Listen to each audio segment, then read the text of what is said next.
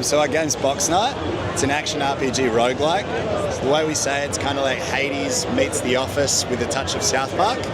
Essentially, you take on the role of the Box Knight and you need to quest your way up the office tower and you fight these monstrous abstractions of your most toxic co-workers, but they only got that way because the boss banned Friday night drinks, and you need to bring good vibes back and save the office. So standard roguelike loop set in a 9 to 5 of an office. Working in a 9 to 5 office. Technically we started in 2020. We made the initial prototype back then, but it's always been a bit of a passion project game that we chip away at when we have the time, essentially.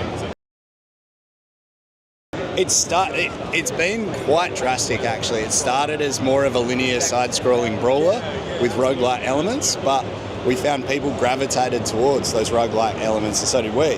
So when we went from prototype into the full build, we basically revamped it and redesigned it completely around roguelike.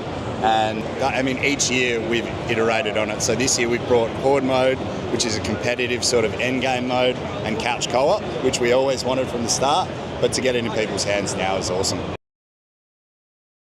Oh, it's great. Like for us, it's easy to get caught in our little dark room and play the game ourselves, but PAX is a wicked chance for us to get it in as many people's hands as possible and really stress test the game and the new modes. But this is now our 3rd year at PAX. We did the Indie Showcase back in 22, did PAX Rising last year and this year. So we're kind of getting a lovely mix of players who have played the game 3 years in a row, players who are coming from it fresh, players who played a couple of times, so we're getting a really nice mix of players coming through the booth. What's next?